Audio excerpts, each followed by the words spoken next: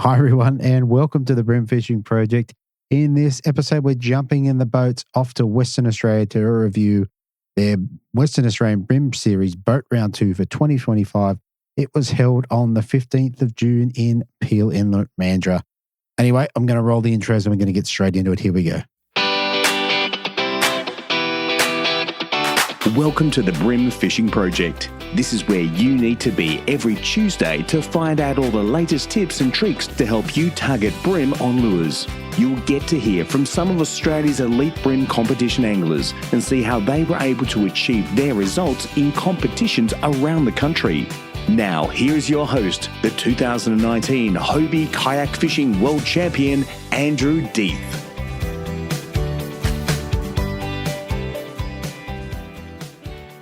All right, so this is another great round. Good to see Alex and Ben up on top, Team Stinger, closely followed by B1, B2, and then, of course, by Team Dragon. Also, with a notable mention is Team Outback Brimmer, Callum Dowell and Oliver Frankie in fourth place.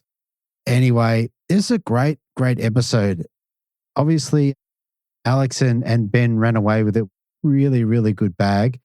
Big Bream of 1.270, not big enough.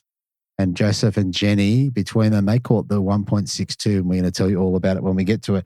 All right, let's do the bite periods and what have you and get into the angler interviews. Here we go. All right, so in this one, we had 56 in the fish activity wheel with just a minor bite period at 9:42 through to 11:12 a.m. High tide was at 12:20 p.m. at 0.64 and low tide at 11:44 p.m. at 0.28. So just the two tides for the day. All right, let's get into it. Here we go. Okay, so first up in third place, we have Team Dragon.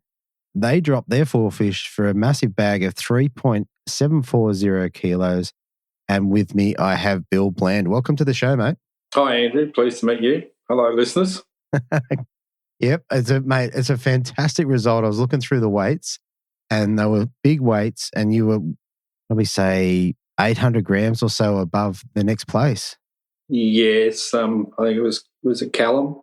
Yeah, so to be in front of Callum and just behind Jojo and Alex, really big achievement for the pair of us to be able to put a bag together that for maybe over the last two events down at Men, we probably would have had a good chance of taking the top prize. But look, third place for Rob and I, we were pretty chuffed. That's it. And with an average fish of sort of just under a kilo, you must have had a pretty good day. Yeah, we did a little bit of. I went and pre-fished myself. I didn't take Rob with me. Went up river. A lot of the guys fished up river for pre-fish. Found a couple of spots up there which weren't holding heaps of fish, and actually I didn't do that well in pre-fish events. I know a couple of boats that were up there. They did okay, and I had a couple of spots down towards the Rainbow Bridge that I went and fished and pulled the odd fish here and there and thought, okay, yeah, they'll do for a backup spot. Even to go up towards Three Rivers or Three Ways, I think they call it, was the plan. But yeah, didn't need it. We parked ourselves on the bridge from a fairly early, pulled a couple of fish in the first hour or so and just hung out there for most of the day. So that's a pre-fish day? That was, a little bit of pre-fish. Really didn't tackle the bridge much on pre-fish, but sure, I've had success there before. So it's always a good spot that usually will hold fish. So okay. And if you're fishing, I've just had a look at it on Google Earth, the bridge. What sort of bridge is it? Got pylons down the middle of it, or is it? There's two separate bridges for traffic going either way. First bridge you come to is a wooden pylon bridge, just rows and rows of pylons. And the newer bridge is just two concrete big blocks on the bottom. And, either the wood will hold them or the concrete will hold them. But, so it was just a matter of working out where they were hanging out. And they were hanging out a little bit deeper than normal. Okay, that's interesting. All right, so roll into comp day. It's yourself and Rob. Is that right? You headed up to that bridge first up. Is that how it worked? We stopped. Well, first of all, we we ummed and ahed whether we were going to go and fish town. They changed a couple of rules for this event. The timing, everyone started at 7 o'clock, whether you started in town or whether you started at Murray Bend. They had official there and a key tag board there. Normally we would start it in town and then you would trail around to Murray Bend. But this time they changed it all up, so there was a key tag board at Murray Bend.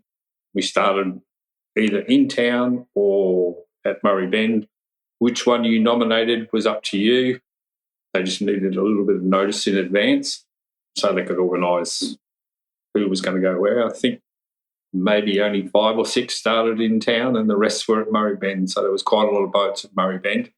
And we basically waited until the draw for the positions of where you were starting to nominate where you were going to go. Majority of the field started from Murray Bend, which is a single ramp to get all the boats in and ready to start. It was a bit of a tussle, but everyone got in. Everyone sort of was on the water, ready to go. I think we ended up starting at 7:15 from town or at Murray Bend. We had till 1:30 to be back at Murray Bend. So, and it worked pretty good. Everyone sort of done about the neighbours at the boat ramp. They don't like the early starts for tournaments with their headlights shining in their windows first thing in the morning. But yeah, it's only one day a year, so yeah, I was going to say. All good. Yeah. We chose to start at Murray Bend. Always have I picked the right place to start from. Rob and I usually do discuss things, and Rob usually goes with whatever I decide. I like to include Rob as much as I can with where we're going to fish and what have you.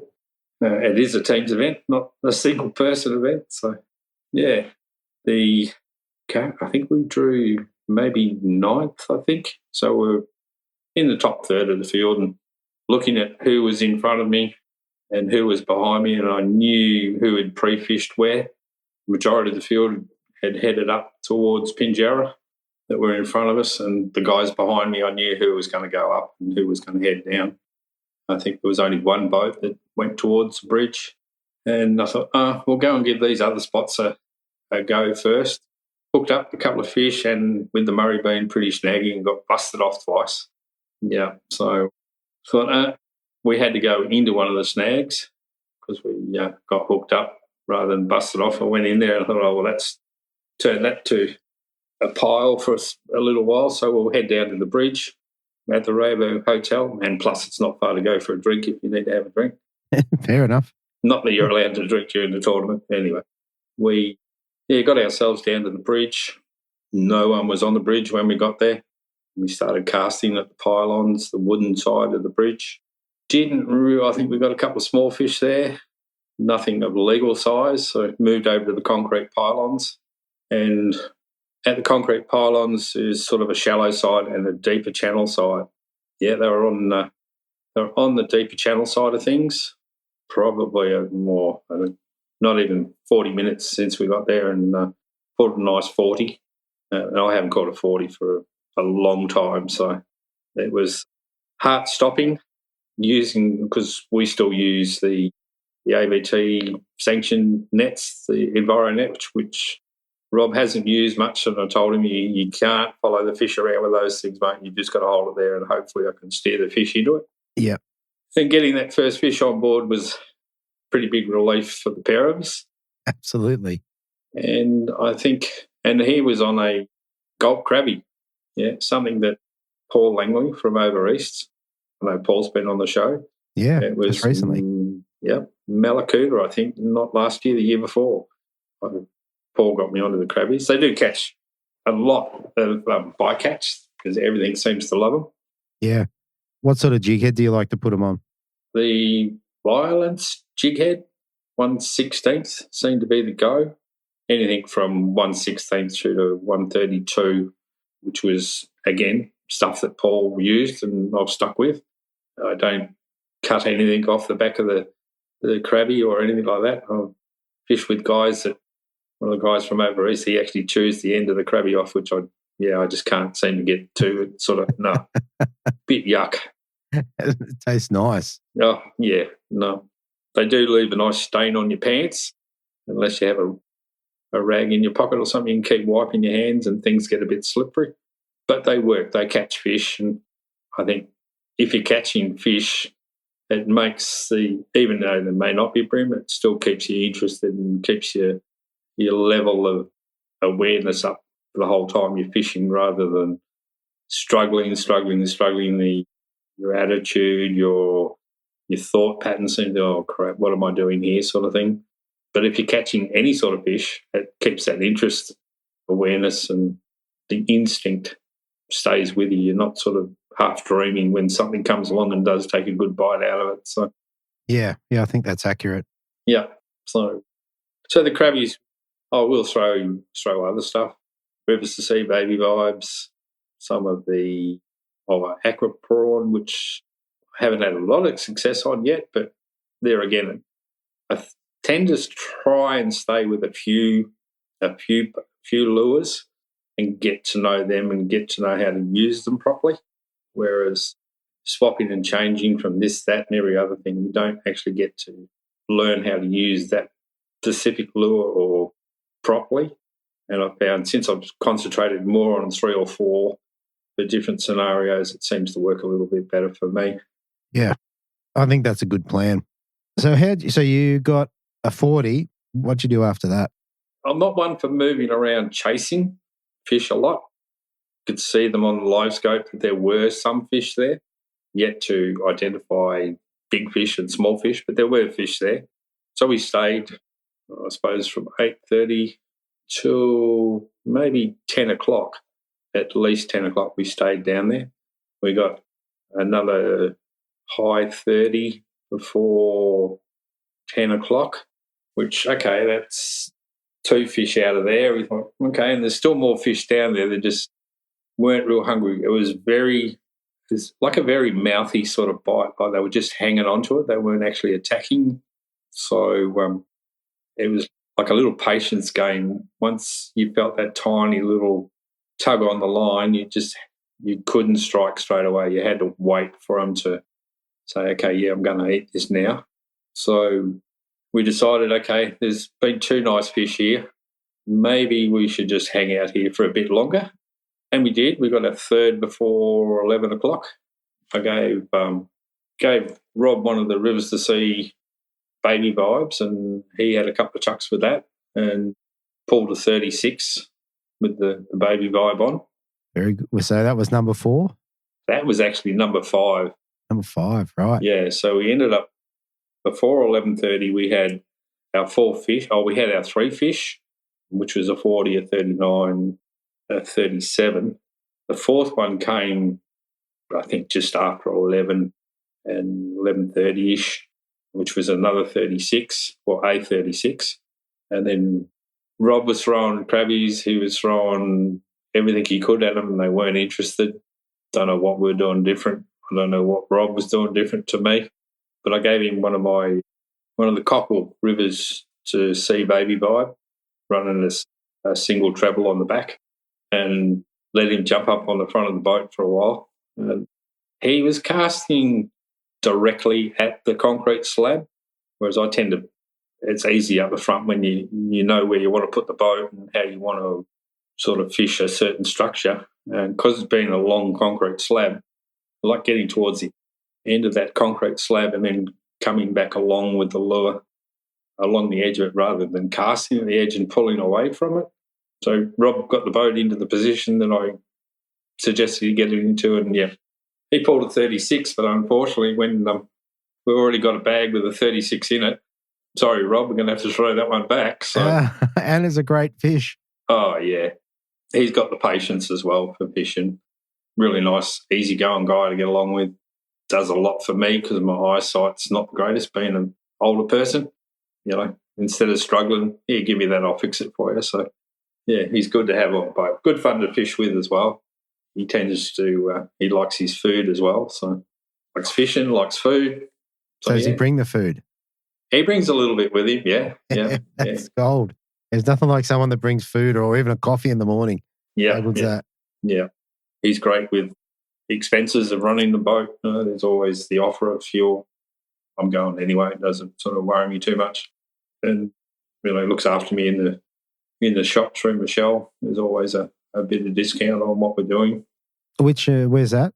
That's Getaway in Kelmscott, Getaway Outdoors Kelmscott. Michelle does a lot for the kayak rounds and what have you. Yeah, I see every time I review the comps, they're always involved. Yeah. And that was, we had a couple of the last hour or so, hour and a half of fishing, we had a couple of boats had come past us that had gone up to Three Rivers. They didn't say much or say they'd caught a whole head. We had a couple of boats come down from that had fish further up, and they seemed to be struggling, and the word was out. It was a pretty tough day on the Murray. And we pretty well try to keep it as quiet as you can. Yeah, fair enough.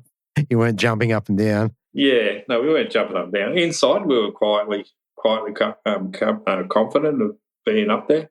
And I'd had live well issues the week before, so the boat had been in and had some, what do they call the flow cable on the, it seized up. So it was a case of bucketing water into the live well. So without all the stress of everything else, we had to try and keep the fish alive for the trip back to Mandurah town, so we could weigh them in. Of course. So you load the boats up on the trailer and drive them in. Yeah, loaded at Murray Bend, which is it's 15-20 minute drive into town. Okay, yeah, that's not too bad. And then wait for everybody to come in before the weigh-ins start. But you're near the water in town anyway, so you can recycle the water if you need to. Yeah. They all stayed alive. They made it to the weigh-in, and pretty chuffed with 3.74 or what it was. Oh, like I said, that's a great number. Look, on any system, that's only 4 fish. So, you're almost a kilo, or what's that, 900 grams of fish. Pretty good average. It's going to have you up there, most parts of the country. Yeah. The system seemed to fish for us was, there's still an element of luck when you're fishing. There's always that element of luck. You can help that element of luck for being in the right place at the right time. I think for once we made the right decision to stay where we were or go down there in the first place. And I think we made the right decision to stay, and it obviously turned out really good for us. Exactly. No, it's a great choice. And like I said, you were 800 grams-ish just above the next team and not far behind the other two teams. So it's pretty good going. Yeah, that Joseph and Alex and Joseph, I think I've spent 3 years donating money towards them for the entry fees and whatever, and you think, why am I doing this? Am I really going to get any better? Oh, yeah, lovely. But then it starts to come together, and hopefully it's not the last time or the first time and the last time we've been on the podium, or hopefully we do make it because we qualified for the grand final. Oh, that's very cool. Albany in December. The last couple of years we've had to rely on an invitation to go and fish the grand final. Oh, it's good to be in then. Oh, yeah. The guys, everyone over here, because we only have the 3 rounds and then the grand final, it's not as if we have a huge amount of systems to fish. And I think, only having the 3 or 4 systems to fish makes it a little bit easier to learn, and time on the water. That helps me so much, just being able to go into the Swan River or go down to the Murray or go to Augusta or go to Albany for a weekend. It's not that far that you can do those trips and get a little bit of an idea of what's going on in the systems. So the next couple of weeks before our round 3, which is on the Swan in October, we spent working my way around the Swan River, finding out where they are. And, of course, we have a 2-week ban on pre-fish ban over here.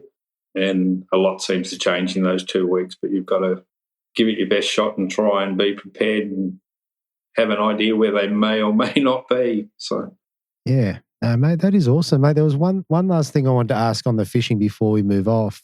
What sort of leaders were you running? Okay, 6 pound on just about everything. Just about everything, yeah.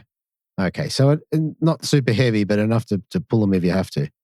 Yeah, another thing that I've learnt, don't keep winding if they're pulling the drag. Just try and pull them out with the boat by using the trolley motor. Driving the boat and fishing on your own is so much different than fishing with somebody on the back. And when Rob did hook his fish, it was stop reeling, just pull them out with the boat first, get them out into that little deeper channel.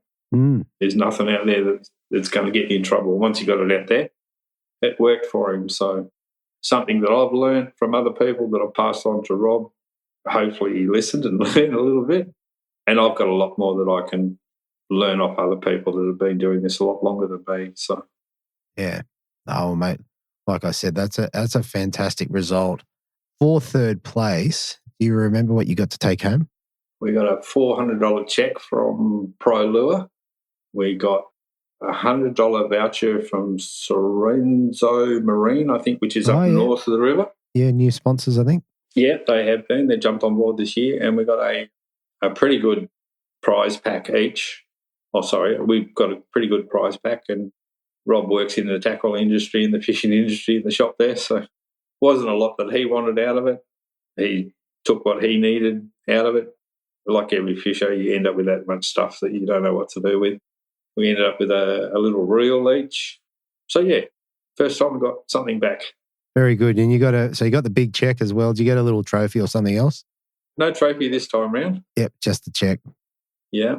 I think I basically I swapped and changed because I've got a couple of duff rods that I won as Rookie of the Year my first year of fishing. So a couple of the duff rods there, and I think it was the Broken Bones, I think, that I was using. And I've got a stack of infeeds, probably too many rods like every other fisher ends up with, because, yeah, you can only use one rod at a time, but it's always good to have a few ready rigged. To Pro Lure, thanks a lot for the sponsoring of the event. Michelle down at Getaway Outdoors for helping me out with bits and pieces. And just the guys at WATA themselves, it's all volunteer stuff. There seems to be, I don't know, there's always a group that don't like what's going on, and there's always a group that are happy with what's going on. But they cart all the way gear around, the tents, they set up, they pull stuff down.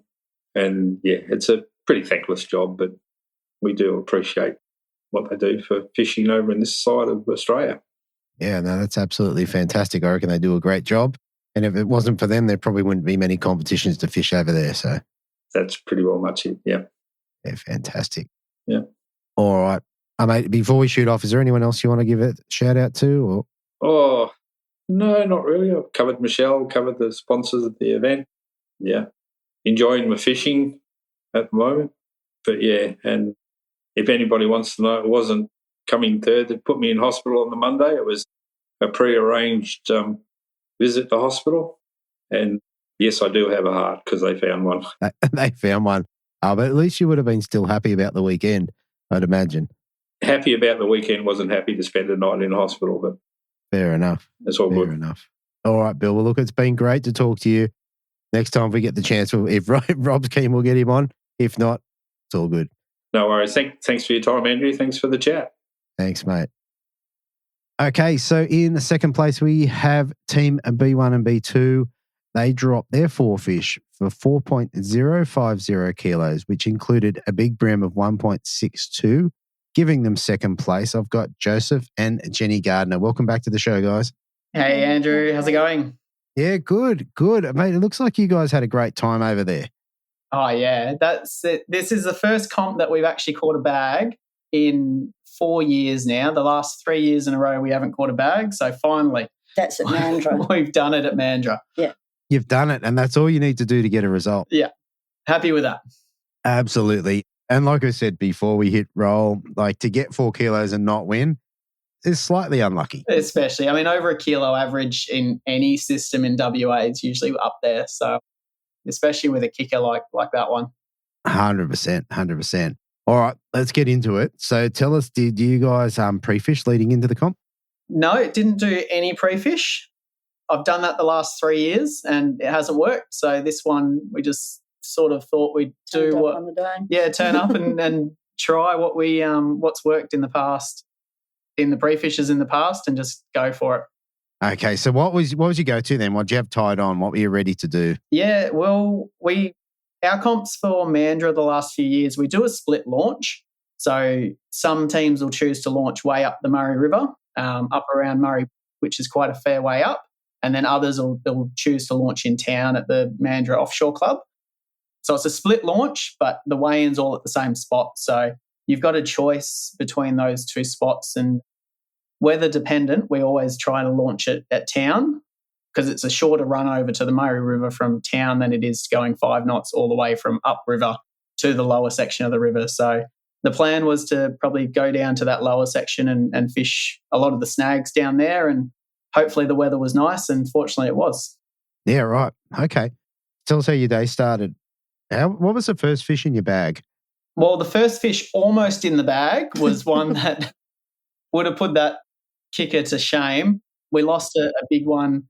It wrapped me up on a stick. I thought it was a giant sea mullet, and it wrapped me up on a stick. I finally got him out, and he was just caught on the top of a stick and went in to net him. And just as I got the net behind him, he popped off. So he was just sitting there as well, just sitting on the snag right up the top of the water. And he wouldn't come out, and then, last minute just went pop. So that was the first fish that didn't go in the bag. Wow. How was the recovery from that? Because you obviously knew that was a substantial fish. I didn't scream that loud because there was another boat who was fishing the other arm from where we were. So the lower end of the Murray has a whole bunch of different arms that feed out into the main inlet. So I tried to keep quiet because I know that Chris came through there as well, and I didn't want him to hear that we caught anything or missed anything because he fished through pretty quick and left. But I knew there were fish there. So after losing that one, it was just trying to get straight back into it and get your head back in the game, I guess. 100%. Well, obviously, it's not all tears. Tell us how it went from there. Yeah, then the next fish was the Big Bream, so 1.62 kilos, that happened just around the corner. So the arm that Chris came out of, that he fished through really quickly, we dropped into there and sort of fished it much slower, and that one just came out of nowhere. Right. And how'd you catch him? Like, what'd you throw? And so I was throwing the 2 lures all day, but only 1 lure caught fish. So pretty much all day in the Murray, I was throwing a brim prawn on 8-pound leader with a Decoy Worm5 offset hook, so just a standard worm hook. And that was it, just plotting that into different snags and trying to rip fish out when they did hit it. Wow. Okay. And the big fish, did he give you a run for his money, or how was that? No, I didn't give him an inch. He came out pretty quick and he was straight to the net as soon as possible. He almost got back into a snag, and I pulled him a bit harder and he came out. So wow. Fortunately, they're not usually that strong this time of year. Like, it cools down and the black brim go a little bit dormant almost. They sort of just shake their head. But the first fish that we lost, that one went bloody hard. But I learnt from that one, and he came in strong. And was he green when he hit the deck? No, he was docile. Really, really just not doing much at all. No. I think all 3 of us were pretty docile just looking at it. We're just looking at it. I thought, well, is this really a brim? It was good. I think you yelled out, it's a bloody snapper. I said, it looks as big. You're sure it's a brim? But it was excellent. Really good. I didn't realise how heavy it was either. Like, we put it on the measure. It was super tall, but probably around 40 fork, maybe 41 fork, but it looked about 40 fork. But it was super tall and really fat. Yeah. Yeah, right. And I'm assuming it was an excellent net shot. Oh, yeah. Absolutely. Yeah, best net job of the day, actually. Yeah. There were a couple questionable net jobs later in the day. But I don't think I'd be smiling still now if it wasn't. Fair enough. All right. So where'd you go from there? Like, you've dropped a big fish, caught a big fish. What happened next? So it was the same thing, just plodding along all the different snags in that lower section.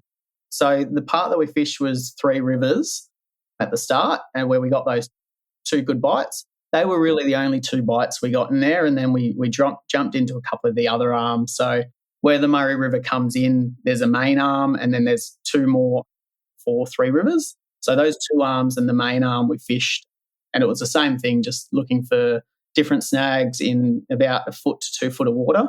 And usually wherever there were birds, that's where the fish were. And we did come across one sort of honey hole of a tree with birds on it every time we went past, and that seemed to actually be the one that ended up getting all of our fish. Yeah, right. And you're talking shags? No, so there weren't shags on that one. It was a different type of water bird. Usually it's shags down there. But no, this time it was a different type of water bird.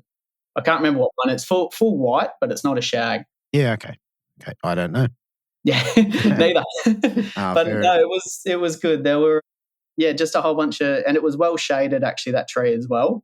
We went through it the first time, got one small fish out the front of it, then drifted past and got another fish off of a jetty. That was our 3 legals. And then we just needed that 4th one, and we sort of fished that whole arm all the way back to the mouth and then turned around and came all the way back. On the way back, hit that same tree and managed to get our 4th fish, which was another kilo fish, probably 1.1, 1.2. Wow. That was our bag. I think that was probably about 10:30 that we had all of that. Okay. And then the rest of the day, it just didn't pan out. No, we got one more upgrade. So after that, we went back right down to 3 Rivers. I missed one more fish down there. I saw him come out and hit it, but I didn't actually hook up at all. Other than that, Mum caught a bunch of tarwine down there. Tarwine was the fish of the day for me. Yeah, right. That's heaps of them. I haven't seen that many good-sized tarwine down there either. I think you got a couple of good ones. So. Yeah. But then we went back to that same tree and managed to get one more upgrade, which was a 33 fork just out of the shade line. Yeah, good upgrade. Yep, so that was good. And then headed further down that arm and then turned back and came back and hit that same tree again, and I missed another one that looked like about a kilo fish as well. Wow. So all in all, there was definitely a chance for 5 to 5.5 kilos if I had landed a couple more, if we had actually got a couple more. Yeah, for 4 fish is outstanding. Yeah, it's a great time of year to fish the Murray, even though it's not always, you don't always land them. Yeah, fair enough. All right, well, I reckon that's a pretty cool story. In terms of, you're running mostly the brim prawn with the Decoy X5 worm hook, I think you said? Yeah. Offset one? This is the WATA, just an offset hook, so worm hook, yeah. Other than that, Mum was throwing to get all the tarwine. I was catching the tarwine, and I had on a sprats as well. So yeah, that was in the cleaver as well. You got a few tarwine on that, which was good. And then I did throw a mussel for a little bit. In a few of the previous pre-fishes, I've done well in, it's called Murray waters, so it's the canals on the outside of Murray. You sort of, if you fish 3 rivers and downriver of the Murray, it's easy to jump across into those canals. So we did that for probably about 40 minutes. We jumped in there and we fished. Saw a couple of boats, or no, we just saw. We just saw Alex actually, which was, when we passed him, he said he didn't have much, but I don't know if he's that truthful all the time. Well, we might find out. Yeah. Although I think he did get him later in the day, so yeah, I think they ended up with a few late upgrades, which probably sealed the deal for them. But yeah, we saw them in there. I didn't get a touch in there though. Previous years, it's been all right in there, throwing the little mussel around a few of the jetties, but yeah, didn't get a touch and ended up back in the main river again, and yeah, that was it. Yeah, and do you think, have you got a reason why Jenny would have caught the tarwine and you didn't, or vice versa? Is there a theory there? I got a few tarwine. I think the tarwine was sitting down, a bit deeper. So in 3 rivers, the main river arm, and there's a couple other arms, they always sit, like the tarwine sit that little bit deeper off from the snags. And I think with the plastic that it was just more in that zone compared to the brim prawn that was in that first foot of water and a bit shallower as well. Okay, that's good. All right, I reckon that's a cool rundown. In terms of leader, what were you running for the weekend or for the day? I started, Mum always fishes 6 pound, which is in the Daiwa X-Link, and I got the big one and the big one I lost were both on 8 pound in the X-Link as well. And then the other kilo fish was on 8 pound, and then everything else was on 6. I did drop it down slightly to see if I could get a little bit of a better bite. Fair enough. All right, well, I reckon that covers the fishing. One thing I did want to ask, mate, you've just brought out your chin weights. How are they going, mate? You're selling a few? Yeah, they're good. I want to get back over east and give them a shot. I reckon on the Gold Coast, along that reef, in August, I reckon that's going to be a key player if I manage to come over and fish there. So that and the bridge over there with that high current, I think the chin weight's on any of the lures. So from your river to sea baby vibes to your crabs, I think that's going to be a big player.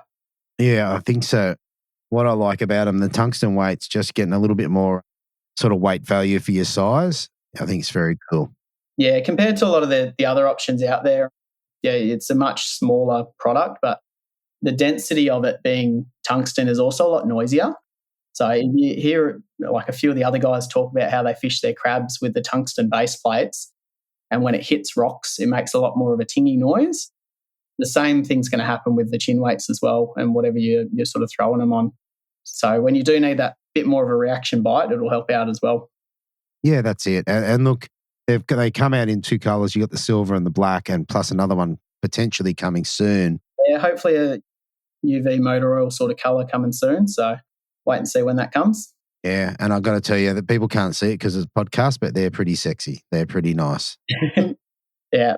In quite a few stores now. I know fishing.com's got them, and hopefully Dane gets a few soon as well.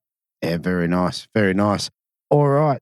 For coming in second place, just behind Alex, what do you guys get to take home?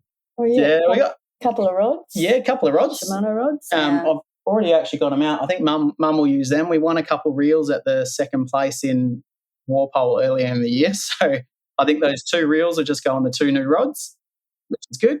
And then 450 cash and 2 massive prize packs, which there's a whole bunch of sponsors this year that have jumped on and got some really good gear. Like the Pro Lure hybrid shrimps are even in there, which I'm looking forward to giving a shot as well. Definitely. All right. Very cool, guys. Well, look, last thing before we shoot off, is there anyone you want to give a shout out to or say thank you to?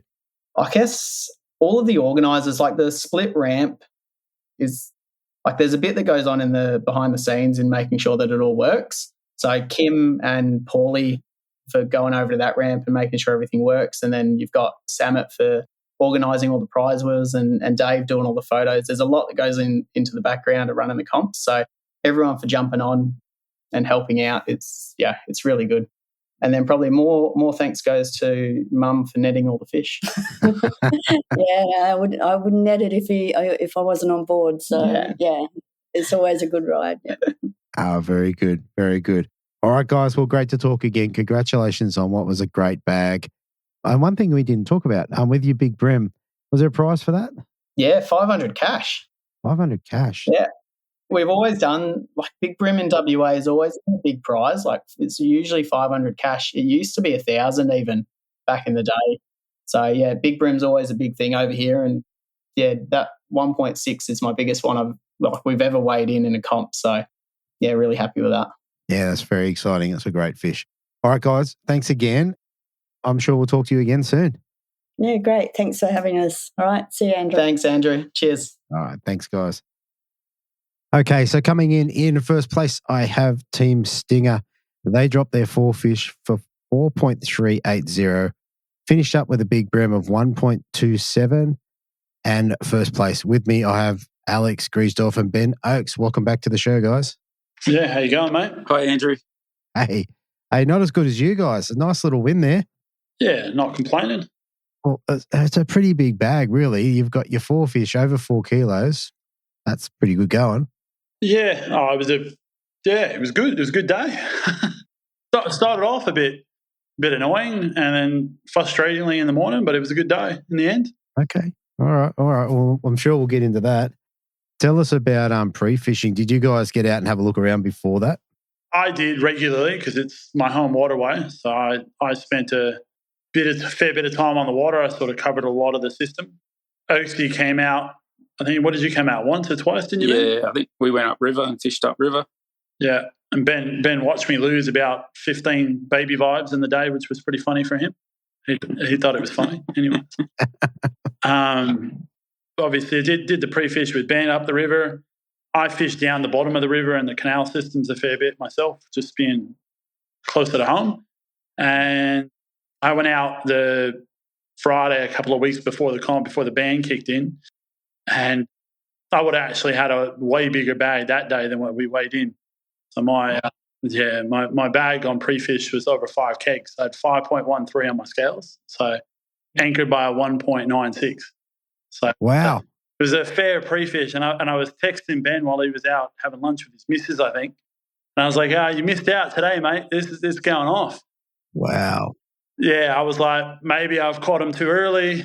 I didn't want to fish anymore, but it was just one of those days. Just kind of, I think I got on the water at like 7:30 in the morning, got off at like 11:30, 12, and I would have caught 25 fish, and it was just fishing awesome. Like, it was so fun. Mm. So what do you reckon that is? Like, that's a big run of fish over the couple of weeks. Yeah, is that they just come in after a spawn, or what are they doing? They're leading up to spawn. Yeah, so they're all feeding now to spawn. It's a pretty typical Mandurah pattern this time of year. They're moving through the system spawning, so they're fattening up. They're all, I mean, if you've seen any photos of any of the fish, any of the bigger fish, you would have seen how fat they are. Yeah, right. Joey's one's a good example. His one was, I think, 1.4, 1.5, and it was... Or 1.6. Or 1.6, there you go. And it was a chunk. The one I had a couple of weeks before that was a 42 or 43 forker, and it would have been 2-3 inches wide across its back. That's how fat it was. Wow. It was an absolute donkey. One of the biggest bream I've caught in the Mandurah system. But yeah, it's pretty typical from late May through to sort of June, July. If you can find the schools of them, you can go bang, bang and get the crackers pretty easily. Yeah, that's crazy. And tell me, what did the big one eat? What did the 1.9 eat? Brim prawn, that one? Nah. Yeah? Nah. Remember, it was in the middle of the day, wasn't it? It was like still, it calmed off. No, he's talking about pre-fish. Oh, pre-fish. He's talking about the pre-fish. Oh. No, on the pre-fish, that one ate a hurricane. It's not what's the prawn one? What's that one called? The skip or skimp or whatever that one's called. The skimp. Yeah, that one. It ate one of those. I bought a packet just to try, and it ate that. Go figure. Only fish I've caught on it yet, but it ate it. Yeah, they're a cool lure. They skip well and they rip nicely across the top. Yeah, so it was pretty cool. And yeah, like I said, I was pretty confident come comp day. I don't think Ben was that confident. He was like, I don't really like fishing canals. I don't really like fishing this sort of stuff. But I think he knew, we'd make the right decision. Yeah, so fishing Mandurah, it's always the same for me. But yeah, especially that time of year. Like, Alex knows the seasonal pattern. He knows the areas the fish where all the big ones are. The fish seem to be very spooky. And the clear water that time of year, there's a bit of habitat compression. It's like if you don't get that first cast in the exact right spot, they generally just shy away, and your second, third cast, they just won't look at it. It makes it a little bit harder that time of year. Fair enough. Well, let's get into comp day, because I reckon you guys did something right. Mostly Alex. You were fishing canals, so I assume, Alex, you're on the front of the boat? Yeah. We were fishing canals. I wanted to fish a few other spots to start our day, but when I found out a few people were going over to the direction we wanted to fish, I didn't really want to leave it to chance. I'd rather it go and be really crap than go over there midway through the day and find out it's done and dusted. So we were the only ones around pretty much. It was good.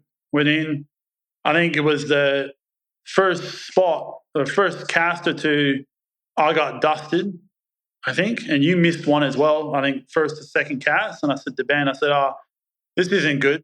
They're either on or we've just really stuffed up by losing the first two bites. It's not a particular place where you get a lot of fish, but if you get fish, they're big ones. Yeah, I don't reckon they were quite on, and they were like really tight to structure. So the bites we were getting, they pretty much already done us. Yeah. It's like we were there too early. But yeah, like Alex said, we didn't really have a choice. We had to get there before everyone else. Yeah. We just kind of stuck it out. And the first hour, I got smoked by a really big one. And then I think we ended up getting like a 26 and maybe like a 27 or something like that in the first hour. So we had 2 fish and we were cruising along, and I sort of missed my cast in a spot. And I said to Ben, throw in the back here. And he donked I think that was like a 35 forker out of that spot. And I said, we got one. Yeah. One of the ones we need. It was funny, eh? It's like you called it. You're like, I didn't quite get it in the back there. And then I was like in the perfect spot because we'd gone past a bit. And yeah, I managed to get the cast in, perfect spot, yeah, and pulled out like a kegger. Yeah. Right. What did you throw in there? That was a grub, yeah. A grub. Z-Man grub, 2.5. Nice. And in terms of structure, like, was it hard getting it out? Not really. It was at the start of the day when they were sitting like real close or whatever they were doing. But yeah, towards the end of the day, the big ones are always hard to get out, but they were a little lethargic, I reckon. They weren't quite as powerful as they normally would be. It was a weird bite because they in the morning they were kind of real tight, and then it went dead. We got one of the fish kind of straight away after Ben got that 35 forker. So we had a bag. Then we had nothing for I reckon it was a good hour and a half, 2 hours. And I didn't even hook one. Like, we weren't even hooking any fish, and it was just dead still with no wind. Yeah.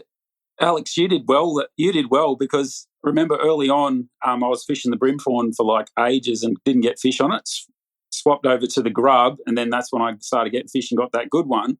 And then once the wind dropped down and we weren't getting any bites, you actually picked the brim prawn up and threw it, and that's what you started getting your good ones on, isn't it? Yeah, that's right. It was about 11 o'clock and the sun was out. I said to Ben, I don't know, we're going to have to make a move here, but I just want to fish down this one area and then we'll make a move from there. And I picked up the brim prawn, threw it out, and I reckon, second or third cast with the brim prawn, it wasn't long. And I threw up under a jetty, and it just went to the bottom and just went clunk. And I've just bass struck it. And it's come out of the jetty, shaking its head, going nuts. And it's like, going nuts. And I said, Ben, here's a good one. This is a good one. We both see it because you can see 20 feet in front of you. You can see exactly what you've got on. We netted that one. I don't think I've been that excited to catch a fish in a while. Like, Ben was like, you kind of need to calm down. I was calm down, dude. Yeah, you freaked me out. Calm down. It's just brim fishing. Yeah, and I think it's just because I've had such a poor start to the year. Like, my fishing has just not been on, and it was really good to actually get the bite that I'm not retarded or something. I can't not catch fish anymore. It was good. Well, I was pretty excited too. I didn't knock it off with the net. Yeah, after that, I think it was another about 5-10 minutes later, I hooked another big one. And I thought I had it out, and I got roasted by it, which was just unlucky. I reckon it just got me on the bottom of boat hole, just got me. And that was on 8-pound leader. And it would have been another one at the same size, if not bigger than the one I just landed. And then we picked up one more not long after that, which was our other big kegger. And then it went quiet again, didn't it, Ben? It went quiet for another hour. And we're like, boo. So we had 3 really good fish. I was pretty happy with the 3 good ones. And then we had one I think I upgraded it, right? I think you got a 29 forker. It was the death knock that you upgraded one of your fish right as we had to leave. Yeah, you upgraded one, and it was it went to a 29 forker, and then the next cast I got a 30 forker. So we upgraded again by another centimeter. So we had this 30 forker, and I was literally, Ben was stuffing around with the cull tags, and I'm just like, that's my job. That's my job. Yeah. Netting fish and culling fish for Alex.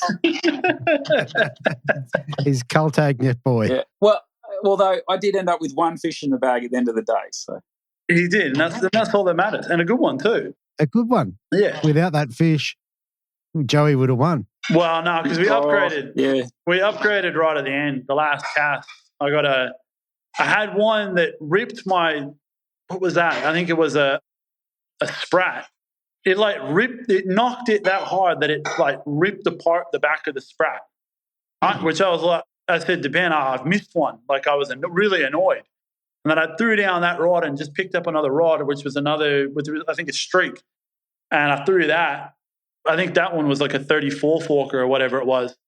And I said to Ben, this is the one we need. This is the one we need. We got to get this in the boat and go. We got to go. We were I was strapping down stuff on the boat, driving out, and Ben was doing upgrading while we were we got back within minutes to spare. It didn't, we were right on the line. Yeah, wow. So it was definitely a good last minute upgrade, but I reckon they just turned on again. I reckon if we had another half hour, we probably would have caught another couple of fish. Yeah, wow. It's a great bag. Your average is over 1.1 kilos per fish. And it sounds like you got them in a few different ways, really. Yeah, it would be, yeah. I mean, we didn't get a lot of fish. Or at least different baits. It was odd. So in the morning, they didn't seem to want to take anything but grubs, and the brim prawn was definitely not the go. And then when it actually calmed off later on in the day, they went off the grub and started hitting the brim prawn. And then the sprats were working as well, but the grub not so much. Yeah. There is a weird bite. But I reckon that was more so the weather conditions. Like, it was like sunny and still in the morning, and then like it became cloudy and still, and there was like a little bit of drizzly rain, and then it was just weird weather. Like, I think if you had a bit more wind and stuff, they would have been right on the tube, because the tide was really nice and high. So yeah, I mean, it's one of those things. It's Mandurah fishing though. It's just how it is. It can be like that. I keep trying to get Ben out on those good days, but it just can never. We can never tee up the good days. Well, there you go. I mean, it's funny, like with your Big Bream of 1.27, you're going to win Big Bream with that most comps. Nah, I didn't think we'd have Big Bream with that Mandurah comp. Sorry. You didn't think so? Nah. There's plenty of 1.5s and 1.6s in Mandurah this time of year. There's plenty of big dogs. It's not like the Blackwood where, an 800-gram fish wins a comp. It's Big Bream. Mandurah, there are donkeys. They're not little babies in there. They are big ones. Yeah, like 48, 49 centimetre fish too. Big ones, yeah. That's crazy. They're not easy to land, but there are big ones. Joey said he lost one that was bigger than that one he had. Yeah. Yeah. There are plenty of big dogs in there. Fair enough. Tell me, with your brim prawn, are you on a weed hook, or are you on a jig head, or what are you on? Nah, just on Joey's special. Salt and pepper with the... Decoy. What are they? The decoy worm hook. Decoy. I think I had 8-pound leader on that rod, so that I could just lay into him and not let him go into the bush, into the jetty, or the boat or whatever. Which works 50% of the time. More than 50. More than 50 in Mandurah. You probably get 80, 90% of them out. You just got to pay real close attention to where your line is. And I mean, that big one I lost, that was just I actually thought I had him out, and I reckon he was right high up at the back of the boat, and I reckon my line, just the pressure, he was just there. Because they tend to swim out in Mandurah. They'll either go right in and destroy you straight away, or they actually swim out into the deeper water. Yeah, so the ones that swim out usually land. Especially when you've bass hooked them with 8 pound with a lock drag and just wound them out as well. They can't turn their head. They've got to come straight out. It's cool when they come jumping out of the water too. That's it. He's like, this one's swimming straight out. I'm winding pretty hard, but yeah. I've had a few where I've bass struck them out of the water before. Fair enough. Yeah. It definitely is a fishery which produces some big fish. It's a pretty cool place to fish. Oh, very cool. All right. Well, look, it sounds like you guys had a pretty good day. Tell us, what did you get to take for the win? I think we got some vouchers for one of the series sponsors. I think it's called Serrano Marine. And we got some cash as well. I think it was like $1,300 or something like that, somewhere around there. Can't remember exactly, but something like that. And a couple of trophy boards, which I managed to crease anyways, trying to take them out of the plastic. Right. Okay. Yeah. There you go. Not very good for the organiser to crease his own boards, but at least they were going to me and not somebody else. All right. Well, look, last thing before we shoot off, is there anyone you want to give a shout out to or say thank you to? We probably got to thank our wives for once, don't we, Ben? Yeah. Oh, and you for weighing most of the fish. Well, it wouldn't be a team without you anyways, because, I need somebody to help me net them and contact. Someone's got to sit in that seat, take the seat, and then net the fish. Yeah. No, that's it. No, just thanks to all the sponsors for the series. I mean, Lawrence look after me, and I still get looked after by the guys at TT and Z-Man. So just everybody that looks after the series, WATA, the rest of the WATA boys to make it happen. Very good. All right, guys. Well, look, congratulations for another great competition, and we'll talk to you again soon. No worries, mate. Thanks, Andrew. Okay, so there you have it, everybody. One of my favourite things, you get a father-son, father-daughter team. You can't get better than that. Congratulations to those guys. And Alex and Ben, 4.38. That's an absolutely cracking bag on any system. So well done to those guys, especially for 4 fish. All right. Look, I hope you enjoyed that. If you want to hear these episodes a little bit early, just jump over to the collective. I'm starting to release these as quick as I can get them out over there. And then obviously a little bit later for the general public. Yeah, so look, we've got a couple of episodes stacked in there in Supercast. You can go and listen to those, plus all the challenges and what have you. So look, if that's something you're into, head across to brimfishingproject.supercast.com, get yourself a membership, come join in the fun. As I record this, we're right in the middle of our grubs challenge. How good is that? All right. Look, I hope you enjoyed that. Thanks for tuning in. Thanks for listening. And I will talk to you next week on the Brim Fishing Project. Thanks for listening. Hopefully you were informed, inspired, and entertained. If you were able to learn something or just enjoyed listening, please consider subscribing and rate us on your favourite podcasting platform.